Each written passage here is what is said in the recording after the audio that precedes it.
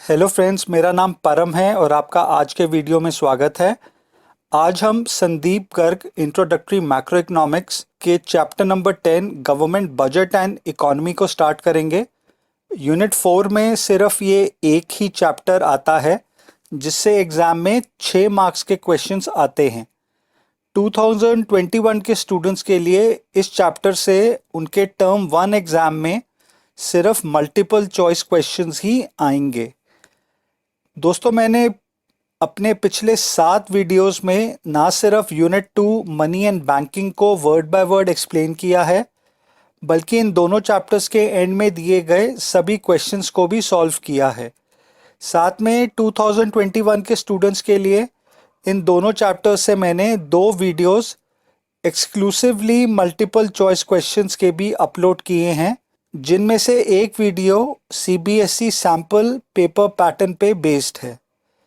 मेरे सभी वीडियोस के लिंक्स आपको डिस्क्रिप्शन बॉक्स से मिल जाएंगे। तो चलिए आज के वीडियो को स्टार्ट करते हैं। अब दोस्तों, हम सब अपनी अपनी ज़िंदगी अपने इनकम रिसोर्सेज के अकॉर्डिंग चलाते हैं। हम जानते हैं कि ह्यूमन वांट्स अनलिमिटेड होती हैं, पर इन अनलिमिटेड वांट्स में से हम अपनी कितनी वांट्स को सेटिस्फाई कर सकते हैं, ये हमारी इनकम पे डिपेंड करता है।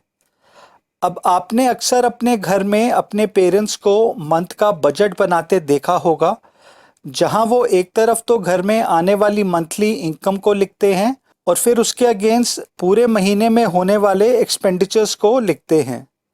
अब एज यूजुअल जहां इनकम तो फिक्स होती है, वहीं एक्सपेंडिचर्स कभी भी फिक्स नहीं होते हैं। पर आपके पेरेंट्स हमेशा आपके घर के मंथली बजट को कुछ इस तरह प्लान करते होंगे कि मंथ के एंड में कुछ सेविंग्स हो जाएं, जिसे वो फ्यूचर के लिए इन्वेस्ट कर सकें। अब इसी तरह गवर्नमेंट्स भी अपना बजट बनाती हैं, जिसमें वो अपने द्वारा कमाई जाने वाली इनकम के अगेंस्ट अपने खर्चे यानी कि एक्सपेंडिचर को प्लान करती है। अब अनलाइक आपके पेरेंट्स जो हर मंथ अपने घर का बजट बनाते होंगे, गवर्नमेंट पूरे साल का बजट एक ही बार में प्लान करती है। A budget is a document containing detailed programs and policies of actions for the given fiscal year। यानी कि बजट एक डॉक्यूमेंट होता है जिसमें गवर्नमेंट के प्रोग्राम्स और पॉलिसीज मेंशन होते हैं for the coming fiscal year. अब यहाँ पे गिवन फिस्कल ईयर का मतलब हुआ आने वाला फाइनेंशियल ईयर, जो कि कैलेंडर ईयर के 1 अप्रैल से लेकर अगले कैलेंडर ईयर के 31 मार्च तक होता है। फॉर एग्जाम्पल फिस्कल ईयर 2020-21 1 अप्रैल 2020 को स्टार्ट होगा और 31 मार्च 2021 को एंड होगा। अब सवाल ये उठता है कि गवर्नमेंट को बजट बनाने की क्या ज़रूरत पड़ती है। अब हर कंट्री की गवर्नमेंट का मेन एम होता है कि कैसे वो अपने लोगों के लिविंग स्टैंडर्ड्स को इम्प्रूव कर सके, और हम जानते हैं कि जितना ज़्यादा एक कंट्री की रियल जीडीपी इंक्रीज होती है, उतना उस कंट्री की इकोनॉमिक ग्रोथ भी होती है। अब हमने expenditure method of measuring national income में ये पढ़ा है कि गवर्नमेंट फाइनल कंजम्पशन एक्सपेंडिचर यानी कि जीएफसीई जीडीपी का एक इम्पॉर्टेंट कंपोनेंट होता है। इसके अलावा ग्रॉस डोमेस्टिक कैपिटल फॉर्मेशन का एक important component gross public investment भी होता है, जिसमें हम गवर्नमेंट द्वारा फिक्स कैपिटल फॉर्मेशन पे किए एक्सपेंडिचर को इंक्लूड करते हैं। यानी कि गवर्नमेंट एक्सपेंडिचर भले ही वो जीएफसीई के रूप में हो या फिर ग्रॉस डोमेस्टिक कैपिटल फॉर्मेशन के रूप में हो, ये दोनों ही जीडीपी के इम्पॉर्टेंट हिस्से होते हैं। अब इसी तरह गवर्नमेंट पब्लिक से कितना टैक्स लेती है, जो उसकी मेन सोर्स ऑफ इनकम होता है, इसका डायरेक्ट असर private final consumption expenditure, gross fix capital formation और नेट एक्सपोर्ट्स पे पड़ता है। फॉर एग्जांपल, अगर गवर्नमेंट फ्यूल यानी कि पेट्रोल और डीजल पे पब्लिक से ज़्यादा टैक्स लेगी, तो इसका डायरेक्ट असर कार्स और टू व्हीलर्स की सेल्स पे होगा, क्योंकि तब लोग कम कार्स और टू व्हीलर्स को खरीदेंगे, जिसका असर प्राइवेट फाइनल कंजम्पशन एक्सपेंडिचर पे होगा, जिससे जीडीपी पे भी असर पड़ेगा। अब इसी तरह अगर गवर्नमेंट इनकम टैक्स के रेट्स को डिक्रीज कर देती है तो तब लोगों के हाथों में ज़्यादा डिस्पोजेबल इनकम बचेगी, जिसे वो गुड्स एंड सर्विसेज की कंजम्पशन पे स्पेंड कर सकेंगे, जिससे private final consumption expenditure increase होगा और जीडीपी भी इंक्रीज करेगी। यानी कि हम ये कह सकते हैं कि गवर्नमेंट की रेवेन्यू और एक्सपेंडिचर पॉलिसी का डायरेक्ट इम्पैक्ट उस कंट्री की इकोनॉमिक ग्रोथ और वेलफेयर पे पड़ता है। इसीलिए ये ज़रूरी होता है कि गवर्नमेंट अपनी पॉलिसीज़ को अच्छी तरह प्लान करे, इसीलिए उसे बजट बनाने की ज़रूरत होती है। अब हम जानते हैं कि गवर्नमेंट के 3 लेवल्स होते हैं। पहला सेंट्रल गवर्नमेंट, जिसका हेड देश का प्राइम मिनिस्टर होते हैं। दूसरा हर स्टेट की स्टेट गवर्नमेंट्स, जिसके हेड उस स्टेट के चीफ मिनिस्टर्स होते हैं। और तीसरा लोकल गवर्नमेंट यानी कि म्यूनिसिपल गवर्नमेंट, जैसे कि दिल्ली में एमसीडी होती है या फिर मुंबई में बीएमसी होती है वगैरह वगैरह। अब ये तीनों गवर्नमेंट्स अपना अपना बजट बनाती हैं, जहां वो अपने द्वारा कमाई जाने वाली इनकम और अपने द्वारा किए जाने वाले खर्चों को डिटेल में मेंशन करती है।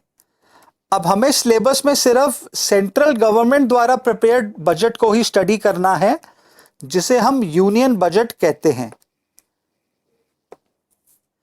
आइए अब हम गवर्नमेंट बजट की फॉर्मल डेफिनेशन को स्टडी करते हैं। Government budget is an annual statement showing item-wise estimates of receipts and expenditures during a fiscal year. The receipts and expenditures shown in the budget are not the actual figures but the estimated values for the coming fiscal year. Fiscal year is taken from 1st April to 31st March. अब यहाँ annual statement का मतलब हुआ कि ये budget government साल में एक बार ही बनाती है।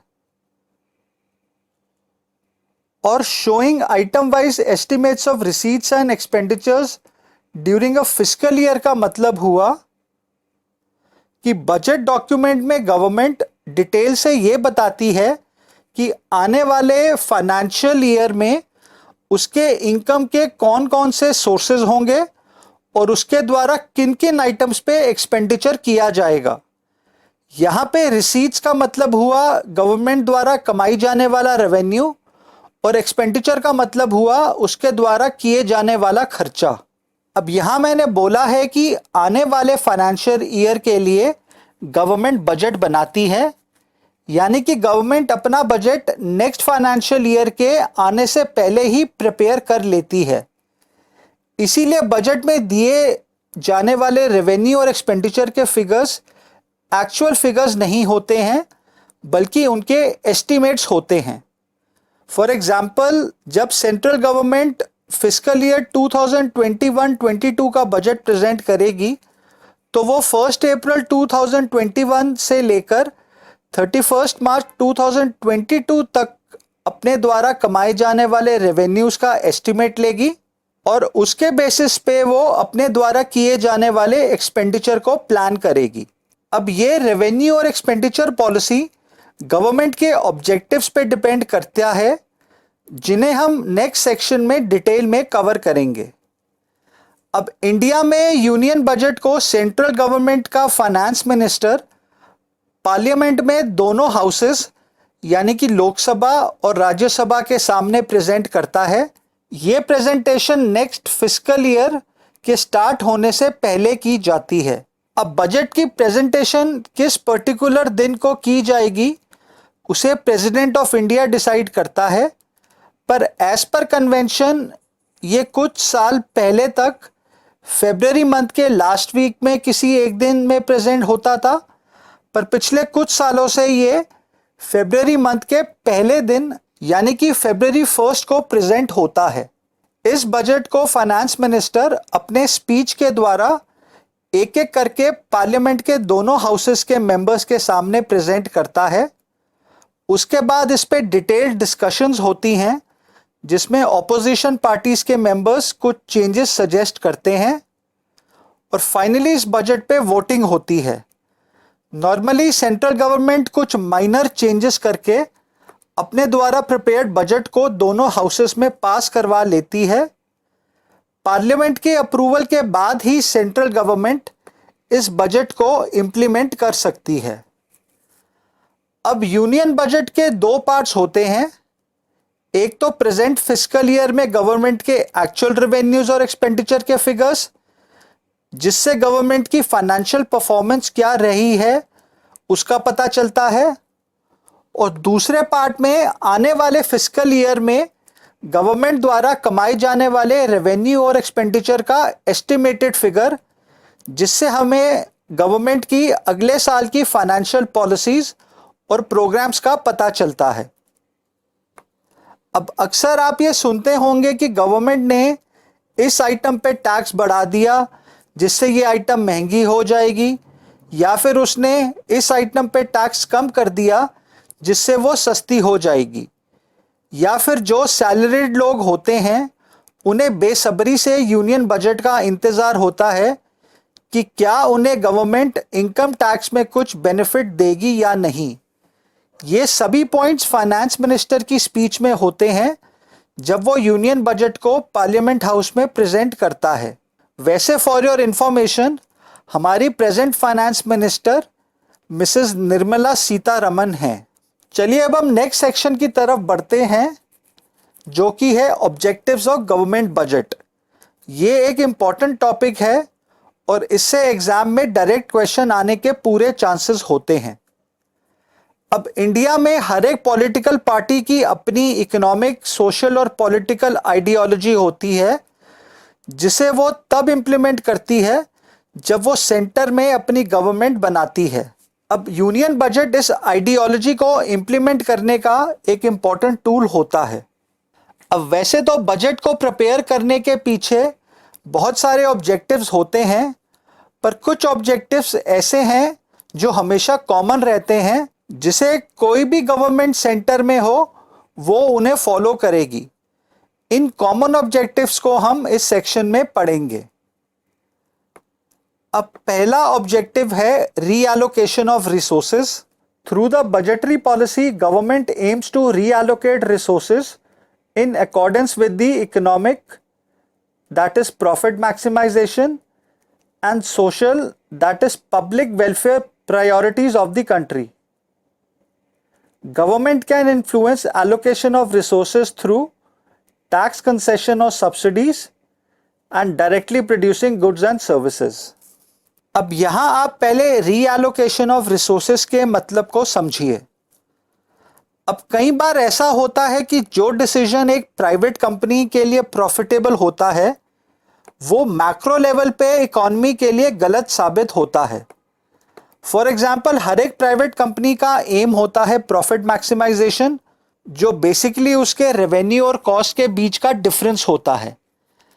अब कॉस्ट को कम करने का एक तरीका है कि कंपनीज अपने यहाँ कम लोगों को एम्प्लॉय करे और ज़्यादा काम मशीन्स और रोबोट्स के थ्रू करे, जिसे हम ऑटोमेशन कहते हैं। अब ये डिसीजन प्राइवेट कंपनीज के लिए तो प्रॉफिटेबल होगा, पर अगर हर कंपनी ऐसा करने लग जाए तो इससे कंट्री का अनएम्प्लॉयमेंट लेवल इंक्रीज हो जाएगा। अब ज़्यादा से ज़्यादा लोगों को एम्प्लॉयमेंट देना हर गवर्नमेंट की सोशल रिस्पॉन्सिबिलिटी होती है। अब हमने 1991 से न्यू इकोनॉमिक पॉलिसी फॉलो की है, जिसमें हम प्राइवेट सेक्टर को इनकरेज करते हैं और प्राइवेट सेक्टर का मेन एम होता है प्रॉफिट मैक्सिमाइजेशन। अब गवर्नमेंट प्राइवेट सेक्टर को डायरेक्टली तो ये ऑर्डर नहीं कर सकती है कि वो किसको अपने यहाँ जॉब पे रखें और किसे नहीं, और ना ही गवर्नमेंट प्राइवेट सेक्टर को ये ऑर्डर कर सकती है कि वो किस आइटम को प्रोड्यूस करे और किसे नहीं। तो इस केस में गवर्नमेंट खुद उन गुड्स एंड सर्विसेज को प्रोड्यूस कर सकती है जिससे इकॉनमी में ज़्यादा एम्प्लॉयमेंट जनरेट हो सके, या फिर उन गुड्स एंड सर्विसेज को प्रोड्यूस कर सकती है जिसे प्राइवेट सेक्टर इसीलिए प्रोड्यूस ना करें क्योंकि उसमें वो प्रॉफिट कमा नहीं सकते हैं। अब ऐसे गुड्स को हम नॉर्मली पब्लिक गुड्स कहते हैं। इन्हें गवर्नमेंट खुद प्रोड्यूस करती है और इन्हें प्रोड्यूस करने के पीछे उसका मेन एम होता है सोशल वेलफेयर, यानी कि पूरी सोसाइटी का welfare. For example government public utilities जैसे कि water supply, sanitation, law and order यानी कि पुलिस की सर्विस, नेशनल डिफेंस यानी कि आर्म फोर्सेस की सर्विस इत्यादि प्रोवाइड करती है। इन्हें प्रोवाइड करने के पीछे गवर्नमेंट का प्रॉफिट कमाने का एम नहीं होता है। इन्हें वो इसीलिए प्रोवाइड करती है कि सोसाइटी का हर एक व्यक्ति को ये बेसिक सर्विस मिल सके। अब ऐसे गुड्स जिन्हें गवर्नमेंट सोशल वेलफेयर के एम से प्रोड्यूस करती है उन्हें हम पब्लिक गुड्स कहते हैं। इन पब्लिक गुड्स के दो मेन फीचर्स होते हैं। पहला, public goods are non rivalrous. The benefits of public goods are available to all and are not only restricted to one particular consumer. For example, if we consider a public park, the benefits of park will be available to all. यानी कि public goods को use करने के लिए किन्हीं दो consumers में कोई राइवलरी यानी कि कंपटीशन नहीं होता है। ये सभी सिटीजन्स को एक बराबर मिलती है। For example public parks public goods के एग्जाम्पल्स हैं। कोई एक कंज्यूमर ये नहीं कह सकता कि सिर्फ वो ही पब्लिक पार्क्स को यूज कर सकता है और कोई नहीं। इन पार्क्स में कोई भी व्यक्ति आ जा सकता है। अब पब्लिक गुड्स का दूसरा फीचर होता है कि ये नॉन एक्सक्लूडेबल होते हैं। Public goods are non excludable. In case of public goods, there is no possible way to exclude anyone from enjoying the benefits of the good. Due to this reason, public goods are called non-excludable.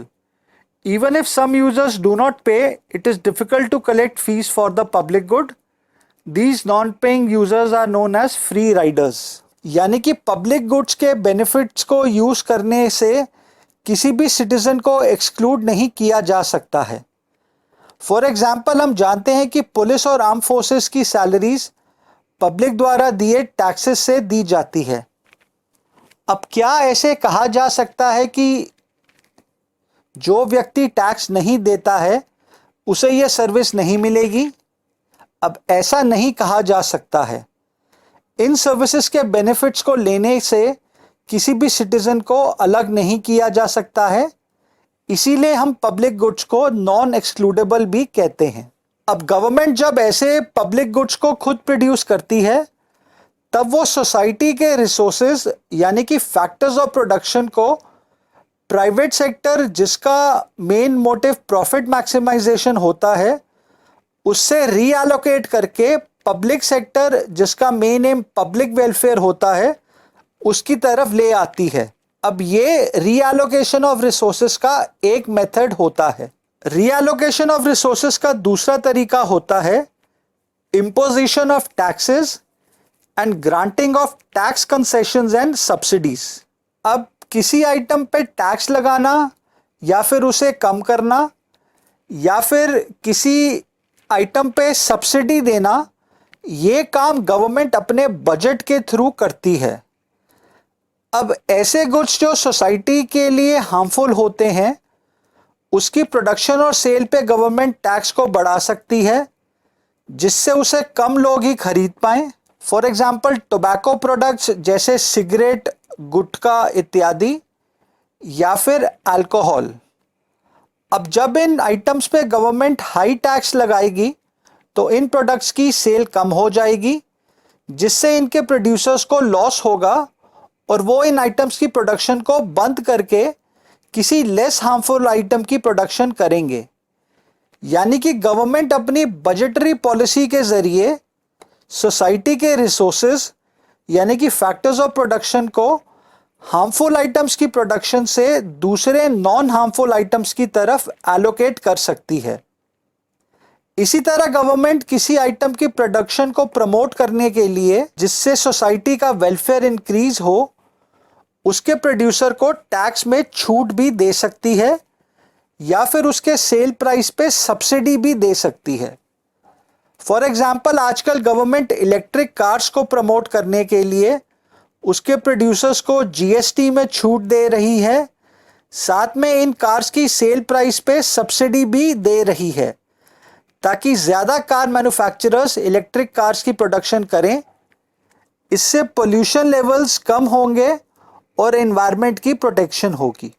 तो basically reallocation of resources का मतलब हुआ कि कैसे government अपनी budgetary tools जैसे कि tax और सब्सिडीज के थ्रू या फिर खुद के प्रोडक्शन के थ्रू फैक्टर्स ऑफ प्रोडक्शन को ऐसे गुड्स एंड सर्विसेज के प्रोडक्शन में रीएलोकेट करे जिससे कंट्री की इकोनॉमिक और सोशल प्रायोरिटीज दोनों ही फुलफिल हो सकें।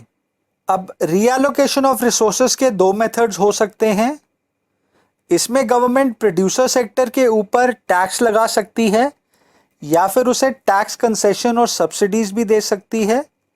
साथ में गवर्नमेंट खुद पब्लिक गुड्स की प्रोडक्शन भी कर सकती है जिससे आम पब्लिक का वेलफेयर इंक्रीज होता है। अब गवर्नमेंट बजट का अगला ऑब्जेक्टिव है reducing inequalities in income and wealth. Economic inequality is an inherent part of every economic system. Government aims to reduce such inequalities of income and wealth through its budgetary policy. Government aims to influence distribution of income by imposing taxes on the rich and spending more on the welfare of the poor.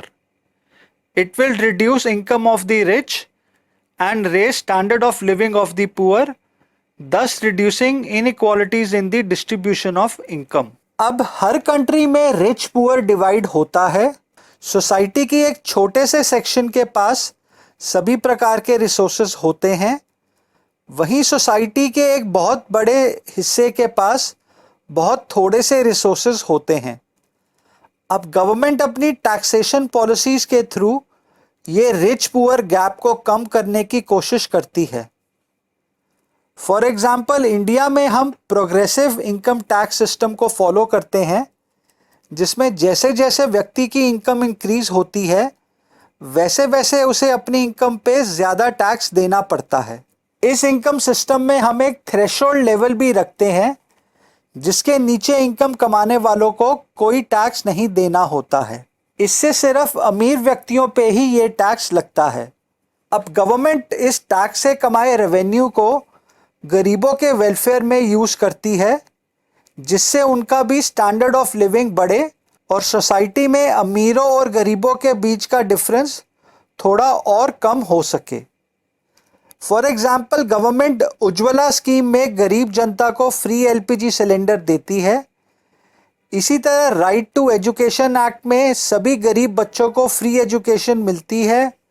Right to food act में गरीब जनता को कम कीमत पर ration भी मिलता है। इन सब policies का मेन एम सोसाइटी में जो इनकम की डिस्ट्रीब्यूशन में इनइक्वालिटी है उसे कम करना होता है। अब गवर्नमेंट बजट का अगला ऑब्जेक्टिव है economic stability. Economic stability means absence of large scale fluctuation in prices. Such fluctuations create uncertainties in the economy. Government can exercise control over these fluctuations through taxes and expenditure. अब हमने banking वाले chapter में पढ़ा था कि कैसे central bank अपनी monetary policy के थ्रू इकॉनमी में इन्फ्लेशन और डिफ्लेशन की सिचुएशंस को कंट्रोल करता है। अब अगर आप मेरे वीडियोस को फॉलो करते हैं तो मैंने आपको ये भी बताया है कि गवर्नमेंट भी अपनी फिस्कल पॉलिसी के थ्रू इन्फ्लेशन और डिफ्लेशन को कंट्रोल कर सकती है। अब जब इकॉनमी में एग्रीगेट डिमांड एग्रीगेट सप्लाई से ज़्यादा हो जाए तब गुड्स की कीमतें बढ़ जाती हैं जिससे इन्फ्लेशन की सिचुएशन आ जाती है।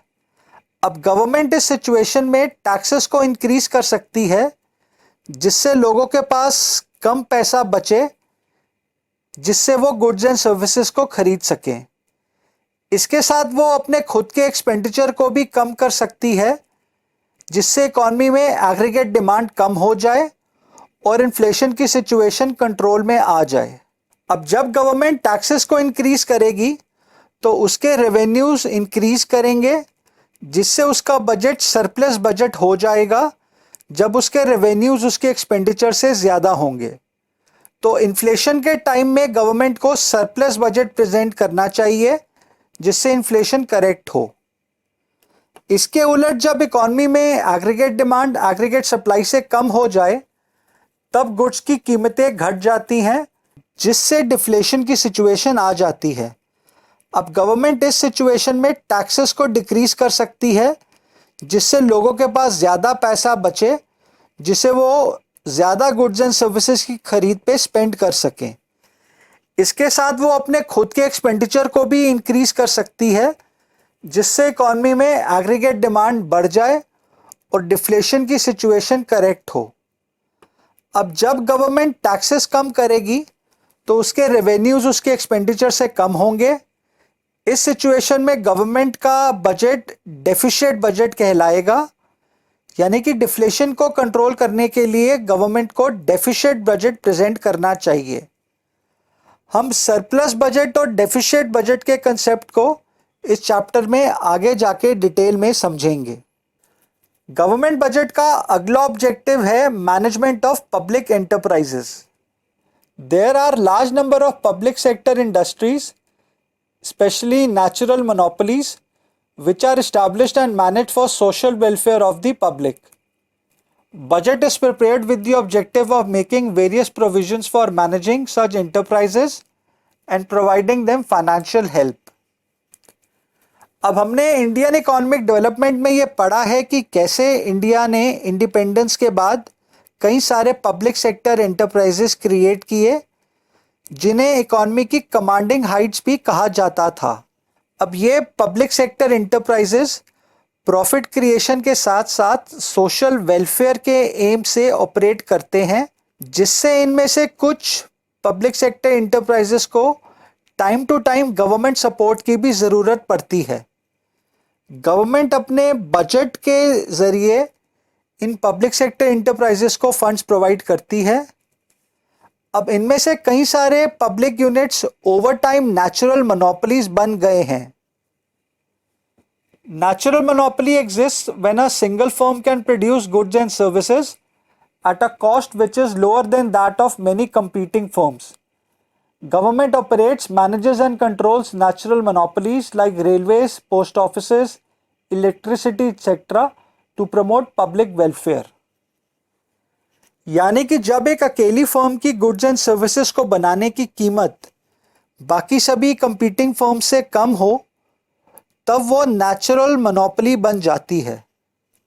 फॉर एग्जाम्पल इंडियन रेलवेज या फिर Indian post office natural monopolies के एग्जाम्पल्स हैं. इन गवर्नमेंट डिपार्टमेंट्स का इंफ्रास्ट्रक्चर इतना पुराना और एक्सटेंसिव है कि इनके कंपटीशन में कोई भी प्राइवेट कंपनी नहीं आ सकती है. और हम सब ये भी जानते हैं कि इंडियन रेलवेज और पोस्ट ऑफिस हमारे देश के लिए कितने ज़रूरी हैं. इन नेचुरल मोनोपोलीज को भी गवर्नमेंट फंड्स प्रोवाइड करती है अपने बजट के ज़रिए. गवर्नमेंट बजट का अगला ऑब्जेक्टिव है economic growth. Economic growth implies a sustainable increase in the real GDP of the economy, that is an increase in volume of goods and services produced in an economy. Budget can be an effective tool to ensure the economic growth in an economy. अब इस point को हमने थोड़ी देर पहले समझा था. Economic growth का मतलब होता है increase in real GDP of economy, यानी कि जब एक इकोनॉमी में ज़्यादा से ज़्यादा गुड्स एंड सर्विसेज प्रोड्यूस होते हैं तब उसकी रियल जीडीपी इंक्रीज होती है. अब यहाँ गवर्नमेंट बजट दो प्रकार से मदद करता है. पहला, जैसे कि मैंने आपको स्टार्टिंग में बताया था कि गवर्नमेंट फाइनल कंजम्पशन एक्सपेंडिचर और ग्रॉस पब्लिक इन्वेस्टमेंट जीडीपी के इंपॉर्टेंट कंपोनेंट्स होते हैं. गवर्नमेंट इन्हें इंक्रीज करके जीडीपी को इंक्रीज कर सकती है. अब गवर्नमेंट जब इंफ्रास्ट्रक्चर बनाती है जैसे रोड्स, पावर प्लांट्स, डैम्स इत्यादि, तो इनसे एम्प्लॉयमेंट भी जनरेट होता है और दूसरे सेक्टर्स की प्रोडक्शन एक्टिविटीज़ में भी बढ़ोतरी होती है.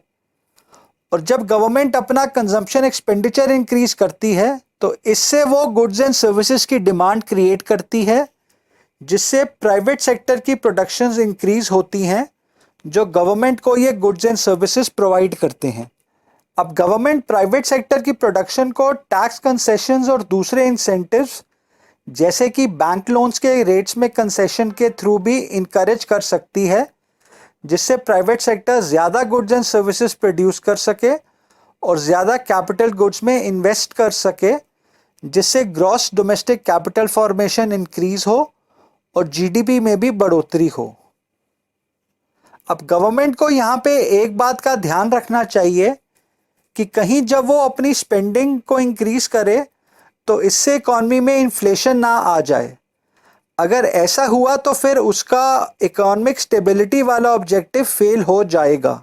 अगेन गवर्नमेंट को ये भी देखना होगा कि कहीं बैंक लोन में कंसेशन देने के बाद भी उनके रेट ऑफ इंटरेस्ट इतने ज़्यादा ना हो कि उनसे बनाए जाने वाले इंफ्रास्ट्रक्चर प्रोजेक्ट्स अपने इन्वेस्टर्स को इतना रिटर्न भी ना दे सके जिनसे वो ये लोन को बैंक को वापस कर सकें।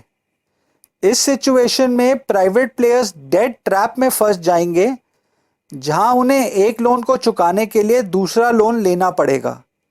इससे गवर्नमेंट का इंफ्रास्ट्रक्चर डेवलपमेंट और उससे इकोनॉमिक ग्रोथ का एम कहीं ना कहीं फेल हो जाएगा। अब गवर्नमेंट बजट का लास्ट ऑब्जेक्टिव है रिड्यूसिंग रीजनल डिस्पैरिटीज।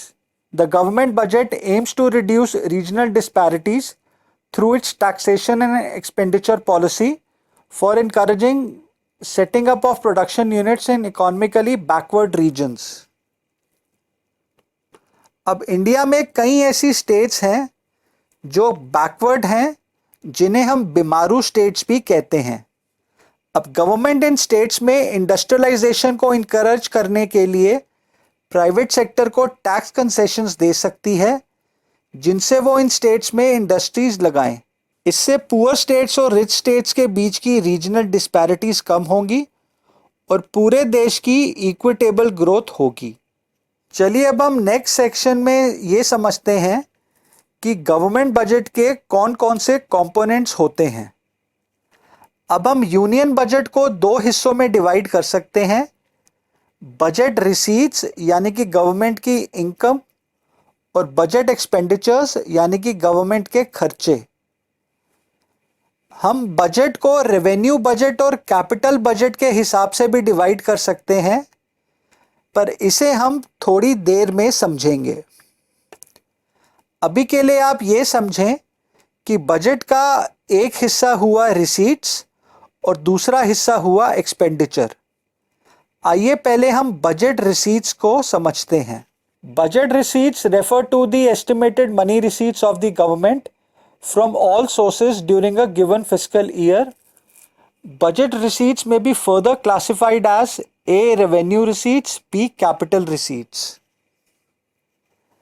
यानी कि एक फिस्कल ईयर में गवर्नमेंट के जो इनकम के सोर्सेज होते हैं, उनसे जो एस्टिमेटेड पैसा गवर्नमेंट को जनरेट होगा उसे हम गवर्नमेंट की बजटरी रिसीट्स कहते हैं।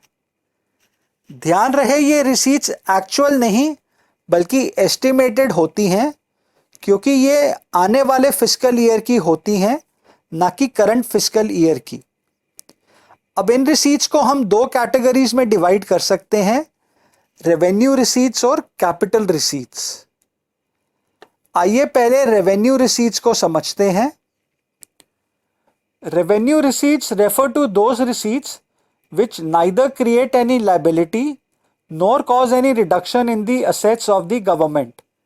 They are regular and recurring in nature and government receives them in its normal course of activities. अब इस definition को समझने के लिए आप इन तीन examples को समझें। पहला, आपके पेरेंट्स जॉब करते हैं या अपना बिजनेस चलाते हैं, उससे जो उन्हें इनकम होती है उस पे वो गवर्नमेंट को इनकम टैक्स देते हैं। इसी तरह जब आप मार्केट से कोई भी आइटम खरीदते हैं, चाहे वो 5 रुपए का बिस्किट का पैकेट हो या फिर 50 लाख रुपए की मर्सिडीज कार हो, आप उस पे गवर्नमेंट को जीएसटी देते हैं। अब ये गवर्नमेंट के रेवेन्यू रिसीट्स होते हैं। और तीसरा एग्जाम्पल ये है कि आप रोड पे कार या स्कूटर चला रहे हैं और आपने रेड लाइट को जंप कर दिया, तो ट्रैफिक पुलिसमैन ने आपका 500 रुपये का चालान काट दिया और उसने ये पैसा गवर्नमेंट के पास जमा करा दिया। अब ये भी गवर्नमेंट के रेवेन्यू रिसीट्स का एग्जाम्पल है। अब ये जो मैंने आपको एग्जाम्पल्स दिए हैं, ये गवर्नमेंट के रोज़ के इनकम सोर्सेज होते हैं, क्योंकि रोज़ लोग गुड्स एंड सर्विसेज को खरीदेंगे और उस पे गवर्नमेंट को जीएसटी पे करेंगे। इसी तरह रोज़ हज़ारों ट्रैफिक चालान कटते हैं जिस पे गवर्नमेंट को फाइन्स के रूप में इनकम मिलती है। अब जो रिसीट्स रेगुलर और रिकरिंग इन नेचर हो, यानी कि जो रिसीट्स गवर्नमेंट को बार बार हर रोज़ मिले और जो गवर्नमेंट को उसके नॉर्मल फंक्शनिंग के दौरान मिलती हैं, उसे हम गवर्नमेंट की रेवेन्यू रिसीट्स कहते हैं। अब यहाँ आप ये नॉर्मल फंक्शनिंग वाले पॉइंट को समझें। अब गवर्नमेंट का मेन फंक्शन होता है लोगों से टैक्स कलेक्ट करना और उसको पब्लिक वेलफेयर में स्पेंड करना। इसी तरह गवर्नमेंट का फंक्शन होता है कि वो कोर्ट्स को रन करे, या लॉ एंड ऑर्डर मेंटेन करने के लिए पुलिस स्टेशंस को रन करे, या ट्रैफिक रूल्स को मेंटेन करने के लिए ट्रैफिक पुलिस डिपार्टमेंट को रन करे, इत्यादि इत्यादि। अब ये गवर्नमेंट के नॉर्मल एडमिनिस्ट्रेटिव फंक्शंस होते हैं। अब इन फंक्शन से जो गवर्नमेंट को इनकम जनरेट होगी उसे हम उसकी नॉर्मल कोर्स ऑफ एक्टिविटीज़ के अगेंस्ट कमाई इनकम कहेंगे। यानी कि वो इनकम जो गवर्नमेंट की रेगुलर इनकम होती है और जो उसे रोज़ दिए जाने वाली उसकी एडमिनिस्ट्रेटिव सर्विसेज के अगेंस्ट मिलती है, उसे हम गवर्नमेंट की रेवेन्यू रिसीट्स कहते हैं।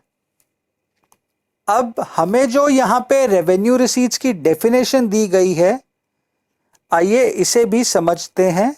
अब इस डेफिनेशन को समझाने के लिए मैं एक एग्जाम्पल का उपयोग करूँगा जिससे आपको रेवेन्यू रिसीट्स और कैपिटल रिसीट्स दोनों की ही डेफिनेशन समझ आ जाएगी। इस एग्जाम्पल को हम माइक्रो लेवल पे समझेंगे और फिर आप इसे मैक्रो लेवल पे गवर्नमेंट के पॉइंट ऑफ व्यू से समझ सकते हैं। अब लेट्स से एक आदमी की रेगुलर जॉब है, वो पूरा महीना इस जॉब को करता है और उसे उसके बदले सैलरी मिलती है। अब ये सैलरी इस व्यक्ति की रेगुलर और रिकरिंग रिसीट होगी क्योंकि ये इसे हर महीने मिलती है। अब ये व्यक्ति अपनी रेगुलर इनकम में से कुछ पैसा सेव भी कर लेता है जिसे वो बैंक में फिक्स डिपॉजिट के रूप में इन्वेस्ट करता है। अब लेट्स से इस व्यक्ति के घर में कोई फाइनेंशियल इमरजेंसी आ जाए और इसे काफ़ी ज़्यादा पैसों की ज़रूरत पड़ जाए। अब इस व्यक्ति के पास दो ऑप्शंस हैं। पहला, या तो ये अपने बैंक में की गई फिक्स डिपॉजिट को प्रीमैच्योरली विड्रॉ करे। अब ऐसा करने से इसके पास पैसा तो आ जाएगा पर इसकी एसेट्स यानी कि फिक्स डिपॉजिट्स कम हो जाएंगे। और दूसरा ऑप्शन ये है कि ये व्यक्ति किसी से पैसा उधार पे ले यानी कि बोरो कर ले। अब ऐसा करने से भी इसके पास पैसा तो आ जाएगा पर इसकी लायबिलिटीज़ इंक्रीज हो जाएंगी क्योंकि इसे ये पैसा फ्यूचर में अपने लेंडर को वापस करना होगा विद इंटरेस्ट। यानी कि इस व्यक्ति के पास पैसा रिसीव करने के तीन जरिए हैं। पहला, वो जो काम करने के बदले सैलरी कमाता है जो उसकी रेगुलर और रिकरिंग इनकम होती है। दूसरा, वो जो पैसा अपने एसेट्स को बेच के कमा सकता है। और तीसरा, वो पैसा जो वो किसी से बोरो करके रिसीव कर सकता है जिससे उसकी फ्यूचर लायबिलिटी इंक्रीज हो जाती है।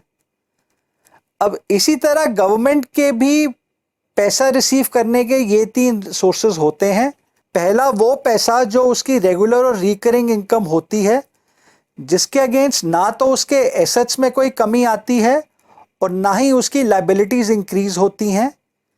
इसे हम गवर्नमेंट के रेवेन्यू रिसीट्स कहते हैं। दूसरा और तीसरे सोर्स ऑफ रिसीट्स से या तो गवर्नमेंट अपने एसेट्स को सेल करती है जिससे उसके एसेट्स में कमी आती है, या फिर वो पैसा बोरो करती है जिससे उसकी लायबिलिटीज़ इंक्रीज होती हैं। इन दोनों सोर्सेज ऑफ रिसीट्स को हम कैपिटल रिसीट्स कहते हैं जिन्हें हम आगे चल के डिटेल में समझेंगे। यानी कि हम ये कह सकते हैं कि रेवेन्यू रिसीट से ना तो गवर्नमेंट के एसेट्स कम होते हैं और ना ही उसकी लायबिलिटीज़ इंक्रीज होती हैं। हम गवर्नमेंट की रिसीट्स को रेवेन्यू रिसीट्स तभी कह सकते हैं अगर वो इन दोनों कंडीशंस को सैटिस्फाई करे। पहला, कि ये रिसीट्स गवर्नमेंट की लायबिलिटीज़ को ना बढ़ाएं। अब सभी प्रकार के टैक्सेस चाहे वो इनकम टैक्स हो या फिर कॉरपोरेट टैक्स हो या फिर गुड्स एंड सर्विसेज टैक्स यानी कि जीएसटी हो, ये सभी गवर्नमेंट के रेगुलर और रिकरिंग सोर्स ऑफ इनकम होते हैं। इन्हें रिसीव करने के बदले गवर्नमेंट की कोई भी लायबिलिटी इंक्रीज नहीं होती है। ध्यान रहे, सभी प्रकार के टैक्सेस ट्रांसफर इनकम के एग्जाम्पल्स होते हैं जिन्हें हम नेशनल इनकम में शामिल नहीं करते हैं। हाँ, अगर गवर्नमेंट कुछ पैसा आरबीआई से या फिर आईएमएफ या वर्ल्ड बैंक इत्यादि से बोरो करे तो उसे हम उसकी रेवेन्यू रिसीट्स नहीं कहेंगे, क्योंकि इससे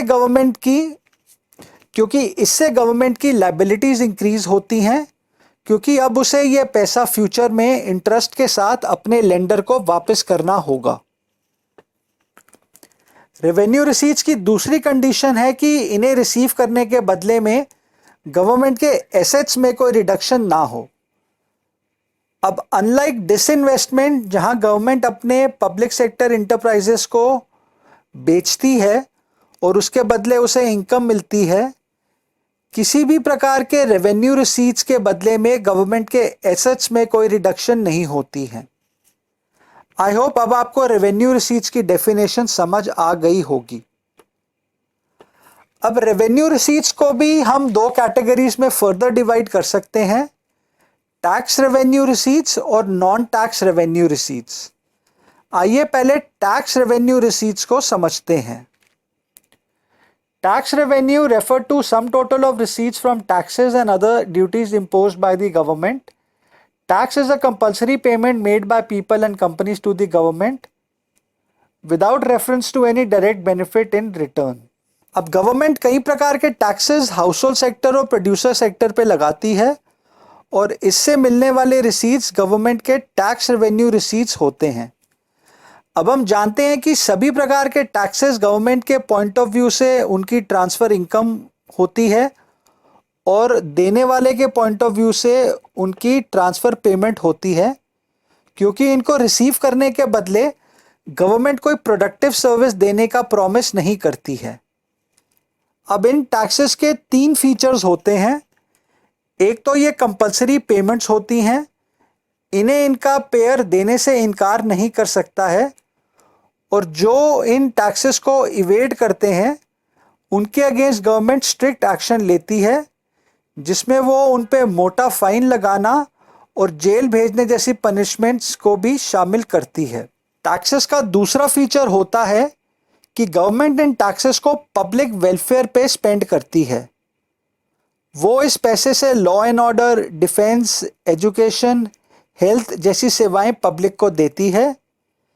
इन टैक्सेस को देने के बदले इनका पेयर गवर्नमेंट से कोई डायरेक्ट बेनिफिट एक्सपेक्ट नहीं कर सकता है। टैक्स का तीसरा फीचर है कि ये टैक्सेस गवर्नमेंट के मेन सोर्स ऑफ इनकम होते हैं, जिससे वो अपने डे टू डे खर्चे जैसे अपने एम्प्लॉयज़, ब्यूरोक्रेट्स, मिनिस्टर्स इत्यादि की सैलरी वगैरह में स्पेंड करती है। फॉर एग्जाम्पल, फिस्कल ईयर 2020-21 में गवर्नमेंट के टोटल रेवेन्यू रिसीट्स का 85% टैक्स कलेक्शन के रूप में आया था। अब भले ही वो इनकम टैक्स हो या फिर कॉरपोरेट टैक्स हो या फिर गुड्स एंड सर्विसेज टैक्स यानी कि जीएसटी हो। अब हम टैक्स रिसीट्स को भी दो कैटेगरीज में फर्दर डिवाइड कर सकते हैं, पहला डायरेक्ट टैक्स और दूसरा इनडायरेक्ट टैक्स। आइए पहले डायरेक्ट टैक्स को समझते हैं। Direct taxes refer to taxes that are imposed on property and income of individuals and companies and their burden can not be shifted to other persons और entities. यानी कि direct taxes वो taxes होते हैं जो इंडिविजुअल्स या फिर incomes पे लगते हैं, और ये टैक्सेस उनके द्वारा कमाई इनकम या फिर उनके द्वारा ओन प्रॉपर्टीज पे लगते हैं। इन टैक्सेस को इनके पेयर को हर साल गवर्नमेंट को देना होता है, इसीलिए ये गवर्नमेंट की रेगुलर और रिकरिंग रिसीट्स होते हैं। For example, income tax individuals के इनकम पे लगता है जब वो एक थ्रेशोल्ड को क्रॉस कर लेते हैं, जैसे कि इंडिया में जिन इंडिविजुअल्स की एनुअल इनकम 2.5 लाख से ऊपर होती है उन्हें अपनी इनकम का कुछ परसेंटेज इनकम टैक्स के रूप में गवर्नमेंट को देना होता है। हम इंडिया में प्रोग्रेसिव इनकम टैक्स को फॉलो करते हैं, जहां जैसे जैसे इंडिविजुअल की इनकम इंक्रीज होती है वैसे वैसे उसे अपनी इनकम का ज़्यादा परसेंटेज इनकम टैक्स के रूप में गवर्नमेंट को देना होता है।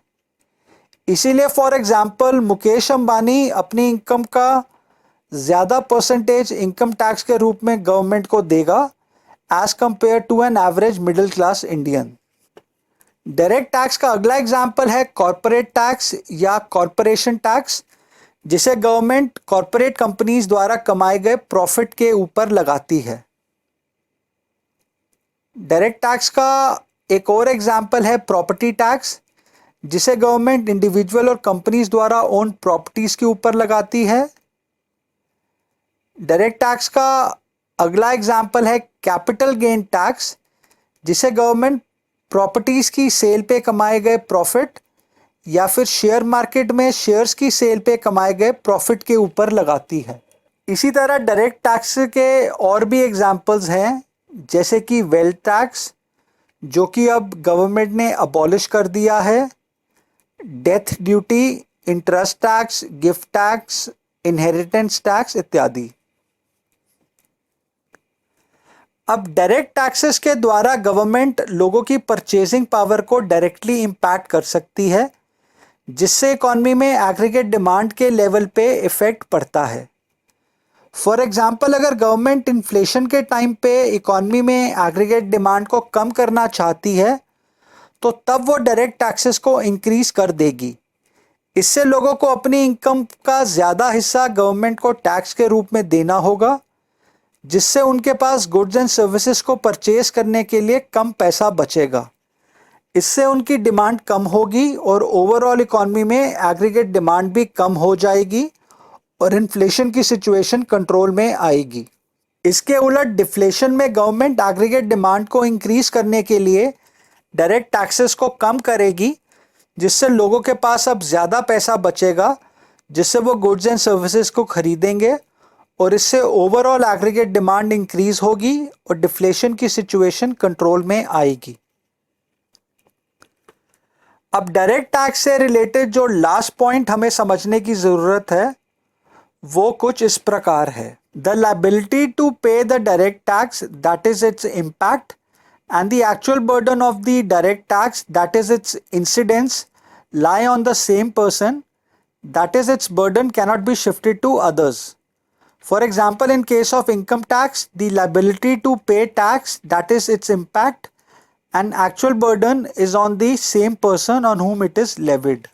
यानी कि डायरेक्ट टैक्स को भरने की जिम्मेवारी जिस पर्सन या ऑर्गेनाइजेशन पे पड़ती है, वो इस जिम्मेवारी का बर्डन आगे किसी दूसरे व्यक्ति या ऑर्गेनाइजेशन पे शिफ्ट नहीं कर सकता है। यानी कि जिस व्यक्ति या ऑर्गेनाइजेशन को ये टैक्स देना है, सिर्फ वो ही उससे पे कर सकता है। For example, let's say mister Sharma की एनुअल इनकम 10 लाख रुपए है। अब as per law mister Sharma को अपनी इनकम का 15% गवर्नमेंट को इनकम टैक्स के रूप में देना है। ये मिस्टर शर्मा की लायबिलिटी है, जिसे हम डायरेक्ट टैक्स का इम्पैक्ट भी कहते हैं। अब मिस्टर शर्मा इस लायबिलिटी से बच नहीं सकते हैं। वो ये नहीं कह सकते हैं कि वो ये पैसा नहीं देंगे, बल्कि ये पैसा उनके बिहाफ पे कोई और व्यक्ति देगा। ये पैसा मिस्टर शर्मा को ही देना होगा, यानी कि वो इस टैक्स का बर्डन, जिसे हम डायरेक्ट टैक्स का इंसिडेंस भी कहते हैं, किसी दूसरे व्यक्ति पे शिफ्ट नहीं कर सकते हैं। यहाँ इनकम टैक्स का इम्पैक्ट और उसका इंसिडेंस उस एक व्यक्ति के ऊपर ही आता है। आई होप आपको डायरेक्ट टैक्स से रिलेटेड सभी पॉइंट समझ आ गए होंगे।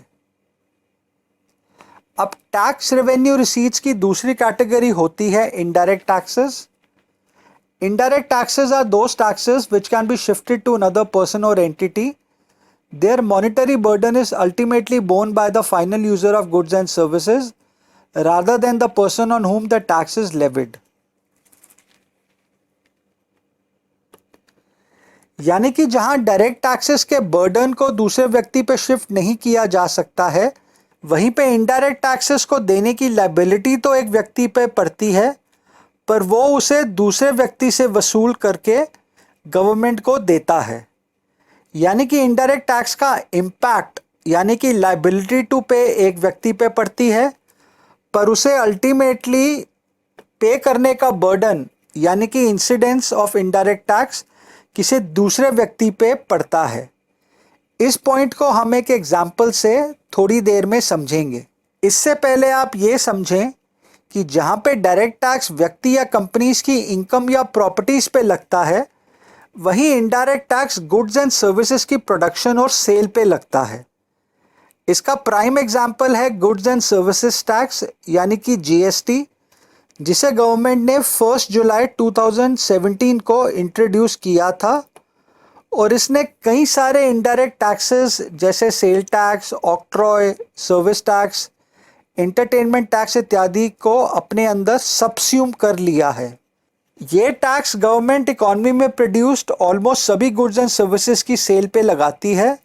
सिर्फ कुछ आइटम्स ही ऐसे हैं जैसे कि फूड ग्रेन्स, खादी प्रोडक्ट्स इत्यादि जिस पे गवर्नमेंट जीएसटी नहीं लगाती है, और कुछ आइटम्स ऐसे भी हैं जैसे कि पेट्रोल, डीजल, अल्कोहल इत्यादि जिस पे गवर्नमेंट अभी भी पुराने इनडायरेक्ट टैक्सेस जैसे कि एक्साइज ड्यूटी और वैल्यू एडेड टैक्स यानी कि वैट लगाती है, क्योंकि इनके रेट्स जीएसटी के मैक्सिमम रेट से कहीं ज़्यादा होते हैं, जिससे गवर्नमेंट को अच्छा खासा रेवेन्यू मिलता है। इसके अलावा कस्टम ड्यूटी भी इनडायरेक्ट टैक्स का एग्जाम्पल होता है, जो कंट्री के बाहर से इंपोर्टेड गुड्स के ऊपर गवर्नमेंट लगाती है। अब हमने अभी अभी पढ़ा है कि कैसे इनडायरेक्ट टैक्स लगता तो एक व्यक्ति पर है, पर उसे भरता दूसरा व्यक्ति है। आइए इसे समझते हैं। लेट्स से एक व्यक्ति साइकिल की मैन्युफैक्चरिंग करता है। अब साइकिल की परचेज पे गवर्नमेंट इस मैन्युफैक्चरर पे 18% जीएसटी लगाती है। यानी कि जब भी ये मैन्युफैक्चरर कोई साइकिल बेचेगा, उसे उस साइकिल की मार्केट प्राइस का 18% गवर्नमेंट को जीएसटी के रूप में देना होगा। अब यहाँ पे जीएसटी का इम्पैक्ट यानी कि लायबिलिटी टू पे इस साइकिल मैन्युफैक्चरर पे होगा। पर क्या ये साइकिल मैन्युफैक्चरर इस जीएसटी को अपनी पॉकेट से देगा? तो इसका आंसर है नो। वो इस जीएसटी को अपने कस्टमर से लेगा जब वो उसे साइकिल बेचेगा, और फिर उसे गवर्नमेंट के पास जमा करा देगा। यानी कि यहाँ पे इम्पैक्ट ऑफ जीएसटी तो साइकिल मैन्युफैक्चरर पे आया, पर उसने ये बर्डन टू पे अपने कस्टमर के ऊपर डाल दिया, जो कि इस टैक्स को अल्टीमेटली पे करेगा। इसीलिए हम इनडायरेक्ट टैक्स के लिए ये कहते हैं that liability to pay the indirect tax, that is the impact, and the actual burden of the indirect tax, that is the incidence, lie on different persons, that is its burden can be shifted to others. अब जहाँ पे direct taxes progressive होते हैं, यानी कि जैसे जैसे व्यक्ति की इनकम बढ़ती है वैसे वैसे डायरेक्ट टैक्सेस के रेट्स भी इंक्रीज होते हैं, जिससे अमीरों पे इसका ज़्यादा असर होता है एज़ कम्पेयर टू गरीब लोग जो कि इनकम टैक्स के थ्रेशोल्ड लेवल से नीचे होते हैं, इसीलिए डायरेक्ट टैक्स नहीं देते हैं। वहीं पे इनडायरेक्ट टैक्सेस रिग्रेसिव होते हैं, क्योंकि इनका ज़्यादा असर गरीब लोगों पे पड़ता है एज़ कम्पेयर टू अमीर लोग। For example, government 1 litre petrol के ऊपर 60 रुपीज़ टैक्स लेती है एक्साइज ड्यूटी और वैट के रूप में। अब एक अमीर जो 50 लाख रुपए की कार ड्राइव करता है, वो भी 1 लीटर फ्यूल पे 60 रुपये टैक्स ही देता है, और एक गरीब व्यक्ति जो कि मोटरसाइकिल या स्कूटर चलाता है, वो भी 1 लीटर फ्यूल पे सेम टैक्स देता है। अब अमीर व्यक्ति को इससे कुछ फ़र्क नहीं पड़ता है, पर गरीब व्यक्ति को इससे फ़र्क पड़ता है, क्योंकि उसकी डिस्पोजेबल इनकम पहले ही कम होती है और इनडायरेक्ट टैक्स देने से उसकी इनकम और कम हो जाती है, जिससे उसकी स्टैंडर्ड ऑफ लिविंग पे गलत असर पड़ता है। इसीलिए हम इनडायरेक्ट टैक्सेस को रिग्रेसिव टैक्स भी कहते हैं। अब इनडायरेक्ट टैक्सेस वैसे तो कंपलसरी पेमेंट्स होते हैं, पर इन्हें देने से बचने का एक तरीका होता है कि आप उन ट्रांजैक्शंस को करें ही ना जिस पे ये टैक्स देना पड़े। फॉर एग्जाम्पल अगर व्यक्ति कार या स्कूटर की जगह पब्लिक ट्रांसपोर्ट जैसे मेट्रो या बस से ट्रैवल करे तो फिर वो पेट्रोल पे लगे टैक्स को देने से बच जाएगा। इसी तरह अगर कोई व्यक्ति खादी के कपड़े पहने जिस पे कोई जीएसटी नहीं लगता है तो वहाँ भी वो पॉलिएस्टर या नायलॉन के कपड़े पे जो जीएसटी लगता है उसे देने से बच जाएगा। चलिए दोस्तों, इसी के साथ हमने इनडायरेक्ट टैक्स को भी कवर कर लिया है। अब कोई भी टैक्स डायरेक्ट टैक्स होता है या फिर इनडायरेक्ट टैक्स, ये इस बात से पता चलता है कि वो टैक्स ओरिजिनली किस पे लगता है, यानी कि टैक्स का ओरिजिनल इम्पैक्ट किस पे होता है और उसे अल्टीमेटली पे कौन करता है, यानी कि उस टैक्स का एक्चुअल बर्डन जिसे हम इंसिडेंस भी कहते हैं किस पे आता है। इस पॉइंट को हम कुछ एग्जाम्पल से समझते हैं। अब पहला एग्जाम्पल है कॉरपोरेशन टैक्स। हम जानते हैं कि कॉरपोरेशन टैक्स को गवर्नमेंट कंपनीज द्वारा कमाए प्रॉफिट के ऊपर लगाती है। इसका इम्पैक्ट और इंसिडेंस दोनों कंपनी के ऊपर ही आता है, वो इसे आगे किसी और कंपनी पे शिफ्ट नहीं कर सकती है। इसीलिए कॉरपोरेशन टैक्स डायरेक्ट टैक्स का एग्जाम्पल होता है। अगला एग्जाम्पल है जीएसटी। अब हमने अभी अभी समझा है कि जीएसटी इनडायरेक्ट टैक्स का एग्जाम्पल होता है क्योंकि ये लगता तो किसी और व्यक्ति पे है पर इसे देता कोई दूसरा व्यक्ति है। अगला एग्जाम्पल है इनकम टैक्स। ये टैक्स इंडिविजुअल्स की इनकम पे लगता है और ये जिस पे लगता है सिर्फ वो ही इसे पे कर सकता है, तो ये भी डायरेक्ट टैक्स का एग्जाम्पल है।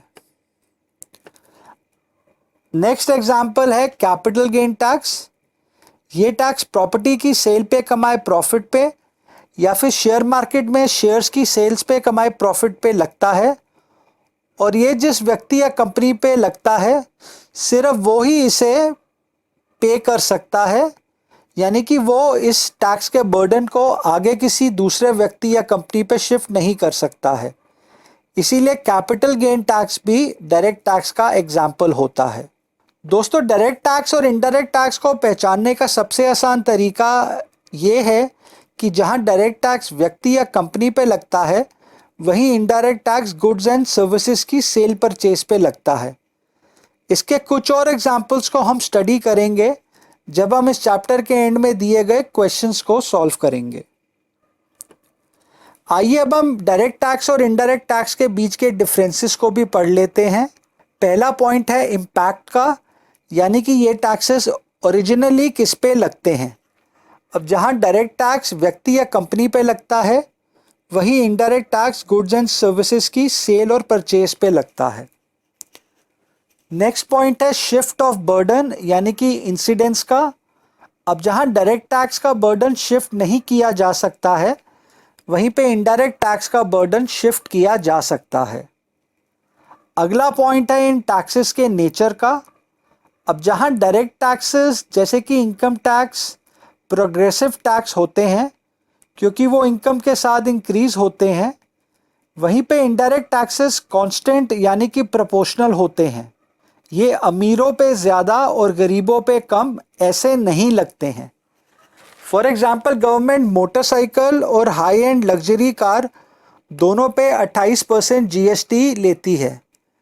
अब मोटरसाइकिल तो एक एवरेज मिडिल क्लास का बंदा यूज़ करेगा जिसे 28% टैक्स देना चुभेगा, पर एक अमीर व्यक्ति को शायद 50 लाख की कार पे 28% टैक्स देना इतना पिंच नहीं करेगा। इसीलिए हम इनडायरेक्ट टैक्सेस को रिग्रेसिव टैक्स भी कहते हैं क्योंकि ये गरीबों की इनकम पे ज़्यादा नेगेटिव इम्पैक्ट करता है as compare to rich sections of the society. Next point है कवरेज का। अब जहाँ डायरेक्ट टैक्स की लिमिटेड रीच होती है वहीं पे इनडायरेक्ट टैक्स सोसाइटी के हर सेक्शन को इम्पैक्ट करता है। फॉर एग्जांपल इंडिया में इनकम टैक्स सिर्फ वही लोग देते हैं जिनकी टैक्सेबल इनकम 2.5 लाख से ज़्यादा होती है और ये एग्रीकल्चरल इनकम पे भी इम्पोज नहीं होता है। अब हमारी कंट्री की सिर्फ 4% पॉपुलेशन ही इनकम टैक्स देती है, इसीलिए हम कहते हैं कि डायरेक्ट टैक्सेस की लिमिटेड कवरेज होती है। पर वहीं इनडायरेक्ट टैक्स को 100% पॉपुलेशन पे करती है। एक न्यूबॉर्न बेबी के डायपर से लेकर किसी 90 साल के बुजुर्ग के मेडिकल इक्विपमेंट्स तक सभी पे जीएसटी लगता है। अब चाहे वो 5 रुपए का पार्ले जी का बिस्किट का पैकेट हो या फिर 50 करोड़ का एयरप्लेन हो, इसीलिए इनडायरेक्ट टैक्स की वाइड कवरेज होती है। अब आप इस टेबल में दो और पॉइंट्स को ऐड कर सकते हैं। एक तो इन दोनों टैक्सेस की डेफिनेशन को यहाँ पे लिख सकते हैं और दूसरा इनके कुछ एग्जाम्पल्स को भी यहाँ पे लिख सकते हैं। हम इन दोनों पॉइंट्स को ऑलरेडी डिटेल में कवर कर चुके हैं। चलिए दोस्तों, अब रेवेन्यू रिसीट्स की दूसरी कैटेगरी यानी कि नॉन टैक्स रेवेन्यू रिसीट्स को भी पढ़ लेते हैं। Non tax revenue refer to receipts of the government from all sources other than those of tax receipts, यानी कि डायरेक्ट और इनडायरेक्ट टैक्सेस के अलावा और जो गवर्नमेंट के रिकरिंग और रेगुलर इनकम जनरेशन के सोर्सेज होते हैं, जिनसे ना तो गवर्नमेंट की लायबिलिटी इंक्रीज होती है और ना ही उसके एसेट्स कम होते हैं, उन्हें हम गवर्नमेंट के नॉन टैक्स रेवेन्यू रिसीट्स बोलते हैं। ये रिसीट्स गवर्नमेंट की एडमिनिस्ट्रेटिव और जुडिशियल फंक्शंस के बदले उसे मिलते हैं। अब नॉन टैक्स रेवेन्यू रिसीट्स के टोटल 9 सोर्सेज होते हैं। पहला सोर्स है interest. Government receives interest on loans given by it to state governments, union territories, private enterprises and general public. Interest receipts from these loans is an important source of non-tax revenue. अब central government time to time state governments, union territory जैसे कि चंडीगढ़, पौंडीचेरी की governments, private companies और general public को loan देती है और इस पे उनसे इंटरेस्ट इनकम कमाती है। ये सेंट्रल गवर्नमेंट के नॉन टैक्स रेवेन्यू रिसीट्स का इंपॉर्टेंट सोर्स होता है। नेक्स्ट सोर्स है profits and dividends. Government earns profit through public sector undertakings like Indian Railways, LIC, BHEL, etc. It earns profit from the sale proceeds of the products of such public enterprises. Government also gets dividend from its investment in other companies. अब जो public sector undertakings यानी कि PSUs होते हैं, इनके owners government होती है। अब ये PSUs प्राइवेट सेक्टर की तरह प्रॉफिट मोटिव पे काम करते हैं, तो इनके द्वारा कमाया प्रॉफिट भी गवर्नमेंट को नॉन टैक्स रेवेन्यू रिसीट के रूप में मिलता है। इसके अलावा गवर्नमेंट ने कई सारी कंपनीज में इन्वेस्टमेंट की होती है, तो उनके शेयर होल्डिंग पैटर्न के हिसाब से भी गवर्नमेंट को शेयर्स पे डिविडेंड मिलता है। ये भी उसकी नॉन टैक्स रेवेन्यू रिसीट का इम्पोर्टेंट सोर्स होता है। अगला पॉइंट है fees. Fees refer to charges imposed by government to cover the cost of recurring services provided by it. Such services are generally in public interest and fees is paid by those who receive such services. It is also a compulsory contribution like tax, court fees, registration fees, import fees, etc. are some examples of fees. अब government courts यानी कि अदालतों को run करती है जहां लोग अपने इश्यूज को पीसफुली सॉल्व करते हैं। इसी तरह वो हॉस्पिटल, स्कूल्स और कॉलेजेस भी चलाती है जहाँ पे पेशेंट्स बहुत मिनिमल फीस देकर अपना इलाज करा सकते हैं या जहाँ पे स्टूडेंट्स बहुत कम फीस देकर पढ़ सकते हैं। अब इनको चलाने के बदले गवर्नमेंट जो फीस लेती है उन लोगों से जो इन सर्विसेज का उपयोग करते हैं, अब भले ही वो कोर्ट फ़ी हो या स्कूल या कॉलेज की फ़ी हो या हॉस्पिटल में डॉक्टर की फ़ी हो, ये भी उसके नॉन टैक्स रेवेन्यू के इम्पोर्टेंट सोर्स होते हैं। नेक्स्ट पॉइंट है licence fee. It is a payment charge by the government to grant permission for something. For example, licence fee paid for permission of keeping a gun और to obtain national permit for commercial vehicles. अब चाहे आपको अपने commercial vehicles जैसे trucks को all India में चलाने के लिए नेशनल परमिट की रिक्वायरमेंट हो या आपको रेस्टोरेंट ओपन करने के लिए FSSAI लाइसेंस चाहिए हो या फिर टेलीकॉम कंपनीज को 4G या 5G सर्विसेज देने के लिए स्पेक्ट्रम लाइसेंस की ज़रूरत हो, इन सब से कमाई जाने वाली लाइसेंस फ़ी भी गवर्नमेंट का नॉन टैक्स रेवेन्यू रिसीट्स होते हैं। नेक्स्ट पॉइंट है fines and penalties. They refer to those payments which are imposed on law breakers. For example, fine for jumping red light और penalty for non payment of tax. Fines are different from taxes as the former is levied to maintain law and order, whereas the latter is imposed to generate revenue. I think इसे समझाने की ज़रूरत नहीं है। अब जब भी कोई व्यक्ति लॉ को ब्रेक करता है पर वो इतना संगीन जुर्म नहीं होता है कि उसे जेल में डाल दिया जाए, तब गवर्नमेंट कुछ मॉनेटरी फाइन्स लगा के उस व्यक्ति को छोड़ देती है। इसका प्राइम एग्जाम्पल है ट्रैफिक रूल्स को तोड़ने के बदले में दिए जाने वाले फाइन्स। अब जहां टैक्स देने से तो बचा नहीं जा सकता है, वहीं अगर हर व्यक्ति रूल्स को फॉलो करे तो इन फाइन्स को देने से बच सकता है। इन फाइन्स को basically government law and order को मेंटेन करने के लिए लगाती है। नेक्स्ट पॉइंट है एशियाट्स। It refers to claim of government on the property of a person who dies without leaving behind any legal hire or a will. अब as per law अगर कोई व्यक्ति बिना अपनी विल बनाए या फिर बिना किसी वारिस के मर जाए तो उसकी प्रॉपर्टी गवर्नमेंट को ट्रांसफ़र हो जाती है। इसे एशियाट कहते हैं। ऐसी प्रॉपर्टी से कमाई जाने वाली इनकम भी गवर्नमेंट की नॉन टैक्स रेवेन्यू रिसीट्स का सोर्स होती हैं। नेक्स्ट पॉइंट है gifts and grants. Government receives gifts and grants from foreign governments and international organisation. Sometimes individual and companies also voluntarily gift money to the government. Such gifts are not a fix source of revenue and are generally received during national crises such as war, flood, etc. अब यहाँ पे दो points हैं, एक gift और दूसरा grant. अब जब भी हमारे देश के प्रधानमंत्री दूसरे देशों में जाते हैं तो उन्हें होस्ट देश की गवर्नमेंट्स गिफ्ट्स वगैरह देती हैं। इसी तरह जब गवर्नमेंट के मिनिस्टर्स किसी फंक्शन इत्यादि में जाते हैं तब भी उन्हें उनके होस्ट गिफ्ट इत्यादि देते हैं।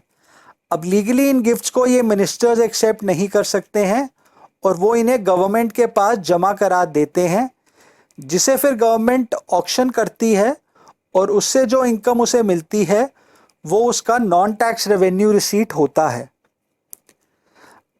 अब किसी नेचुरल कैलामिटी के टाइम पे जैसे कि अर्थक्वेक, फ्लड, सुनामी या जैसे आजकल कोरोना फैला हुआ है, इस टाइम पे भी फॉरेन गवर्नमेंट्स एड और ग्रांट्स प्रोवाइड करती हैं, तो ये भी गवर्नमेंट के नॉन टैक्स रेवेन्यू में शामिल होता है।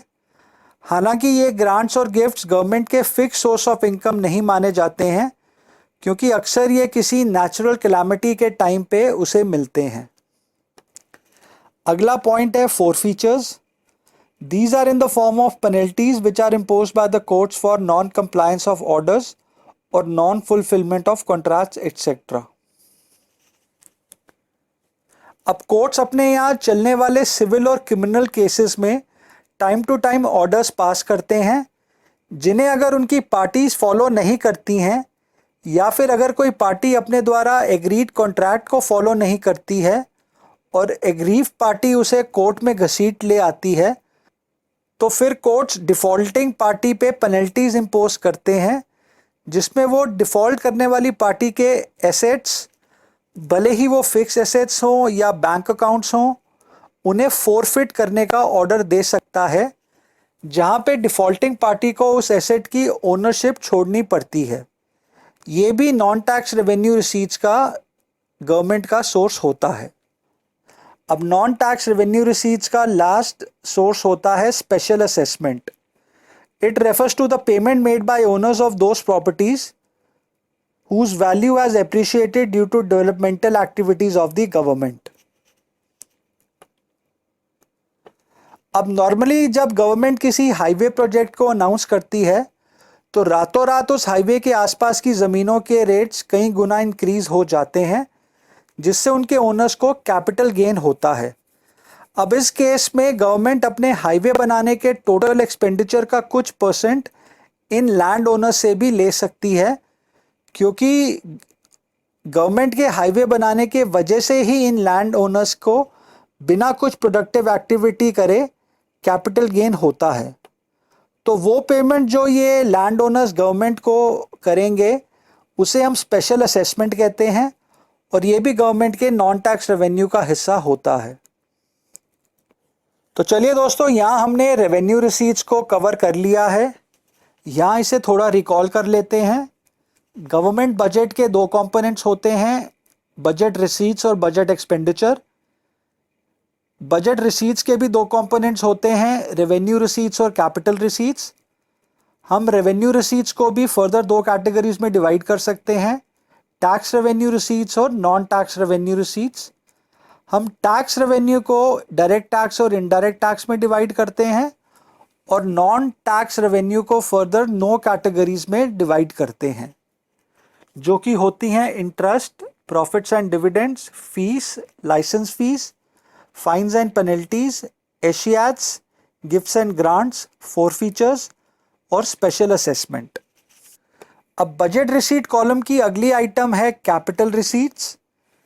Capital receipts refer to those receipts which either create a liability or cause a reduction in the assets of government. They are non-recurring and non-routine in nature. अब जहाँ पे revenue receipts के मिलने से गवर्नमेंट की ना तो लायबिलिटी बढ़ती है और ना ही उसके एसेट्स कम होते हैं, वहीं पे कैपिटल रिसीट्स के मिलने से या तो गवर्नमेंट की लायबिलिटीज़ इंक्रीज होती हैं या फिर उसके एसेट्स में रिडक्शन होती है। अब जैसा मैंने आपको रेवेन्यू रिसीट्स के कंसेप्ट को समझाते वक्त बताया था कि जब किसी व्यक्ति पे कोई फाइनेंशियल इमरजेंसी आ जाती है और उसकी रेगुलर इनकम इस फाइनेंशियल इमरजेंसी के लिए कम पड़ जाती है, तब वो व्यक्ति या तो अपने एसेट्स को सेल करेगा जिससे उसे उसके बदले में पैसा मिलेगा, या फिर वो किसी से पैसा बोरो करेगा जिससे उसकी लायबिलिटीज़ इंक्रीज हो जाएंगी, क्योंकि फ्यूचर में उसे ये पैसा इंटरेस्ट के साथ अपने लेंडर को वापस करना होगा। अब ऐसी फाइनेंशियल इमरजेंसी की सिचुएशंस कभी कभार ही आती हैं। ठीक ऐसे ही गवर्नमेंट के रेवेन्यू रिसीट्स जब उसके रेवेन्यू एक्सपेंडिचर से कम हो जाते हैं, तब उसके यहाँ भी फाइनेंशियल इमरजेंसी की सिचुएशन आ जाती है, क्योंकि तब गवर्नमेंट के खर्चे ज़्यादा होते हैं और उसकी इनकम कम होती है। अब ऐसे केस में गवर्नमेंट के पास दो ऑप्शंस होते हैं, या तो वो अपने एसेट्स को बेच के पैसा कमाए या फिर किसी फाइनेंशियल सोर्स से पैसा बोरो करे। अब जब गवर्नमेंट अपना एसेट बेचेगी तो उसके एसेट्स में रिडक्शन होगी, और जब वो पैसा बोरो करेगी तो उसकी लायबिलिटीज़ इंक्रीज होंगी, क्योंकि उसे ये पैसा फ्यूचर में इंटरेस्ट के साथ वापस करना होगा। तो ऐसे रिसीट्स जिससे गवर्नमेंट का या तो एसेट्स में कमी आ जाए या फिर उसकी लायबिलिटीज़ इंक्रीज हो जाएं, उसे हम कैपिटल रिसीट्स कहते हैं। ये कैपिटल रिसीट्स नॉन रेगुलर और नॉन रिकरिंग होती है, क्योंकि ये गवर्नमेंट की रूटीन ऑपरेशन में जनरेट नहीं होती हैं। ये तभी जनरेट होती हैं जब गवर्नमेंट के रेवेन्यू रिसीट्स उसके रेवेन्यू एक्सपेंडिचर से कम हो जाते हैं। अब जैसा कि मैंने आपको समझाया है कि कोई भी रिसीट कैपिटल रिसीट तभी कहलाएगी जब वो ये दो कंडीशंस को फॉलो करे। पहला, या तो उसके मिलने के बदले गवर्नमेंट के एसेट्स में रिडक्शन हो, ये तब होगा जब गवर्नमेंट अपने एसेट्स को बेच के पैसा जनरेट करेगी। और दूसरा, या तो गवर्नमेंट पैसे को बोरो करे जिससे उसकी लायबिलिटीज़ इंक्रीज होंगी, क्योंकि उसे ये पैसा फ्यूचर में इंटरेस्ट के साथ अपने लेंडर को रिटर्न करना होगा। अब हम कैपिटल रिसीट्स को दो मेन कैटेगरीज में डिवाइड कर सकते हैं। पहली वो कैटेगरी है जिससे गवर्नमेंट की लायबिलिटीज़ इंक्रीज होती हैं। इसे हम डेट क्रिएटिंग कैपिटल रिसीट्स कहेंगे, क्योंकि इससे गवर्नमेंट डेट में इंक्रीमेंट होती है। इसमें हम बोरोइंग और स्मॉल सेविंग्स को इंक्लूड करते हैं। और दूसरी कैटेगरी वो है जिसमें रिसीट्स के बदले गवर्नमेंट के एसेट्स में रिडक्शन होती है। इनमें हम रिकवरी ऑफ लोन और डिसइन्वेस्टमेंट को इंक्लूड करते हैं। इन्हें हम non debt creating capital receipts भी कहते हैं, क्योंकि इन रिसीट से गवर्नमेंट डेट में कोई इंक्रीमेंट नहीं होती है। आइए सबसे पहले हम उस कैटेगरी को समझते हैं जिससे गवर्नमेंट की लायबिलिटीज इंक्रीज होती हैं। इनमें हम बोरोइंग और स्मॉल सेविंग रिसीट्स को इंक्लूड करते हैं। इस कैटेगरी को हम डेट क्रिएटिंग कैपिटल रिसीट्स कहते हैं, क्योंकि इससे गवर्नमेंट डेट में इंक्रीमेंट होता है। अब सबसे पहले हम बोरोइंग के कंसेप्ट को समझते हैं। Borrowing are the funds raised by the government to meet excess expenditure. Government borrows from A. Open market, that is public, B. Reserve Bank of India, C. Foreign governments like loans from USA, England, etc., D. International institutions like World Bank, International Monetary Fund. Borrowings are capital receipts as they create a liability for the government. यानी कि जब government के revenue expenditure उसके revenue receipt से ज़्यादा हो जाते हैं, तब उसे अपने एक्सेस एक्सपेंडिचर को मैनेज करने के लिए एक्सटर्नल और इंटरनल फाइनेंशियल सोर्सेज से फंड्स रेज करने पड़ते हैं, जिसके अगेंस्ट वो इन्हें इंटरेस्ट देती है। अब ये फाइनेंशियल सोर्सेज 4 प्रकार के होते हैं: open market, reserve bank of India, foreign governments और इंटरनेशनल इंस्टीट्यूशंस। अब यहाँ हमने ओपन मार्केट ऑपरेशंस का कंसेप्ट बैंकिंग वाले चैप्टर में पढ़ रखा है कि कैसे गवर्नमेंट आरबीआई के थ्रू अपनी अप्रूव्ड गवर्नमेंट सिक्योरिटीज़, जो कि ट्रेजरी बिल्स और बॉन्ड्स होते हैं, उन्हें पब्लिक और कमर्शियल बैंक्स को बेचती है और इस सेल से वो मनी अर्न करती है। इन गवर्नमेंट सिक्योरिटीज़ की फिक्स टाइम पीरियड की मैच्योरिटी होती है, या तो 1 साल से कम या फिर 1 साल से ज़्यादा। इनकी मैच्योरिटी पे गवर्नमेंट इन सिक्योरिटीज़ के होल्डर्स को पेमेंट करती है अलॉन्ग विद इंटरेस्ट। इसी तरह गवर्नमेंट आरबीआई से भी लोन लेती है जब वो उसे ट्रेजरी बिल्स बेचती है और उससे न्यू करेंसी इशू करवाती है। इसे हम डेफिसिट फाइनेंसिंग या फिर मोनेटाइजिंग द गवर्नमेंट डेट भी कहते हैं।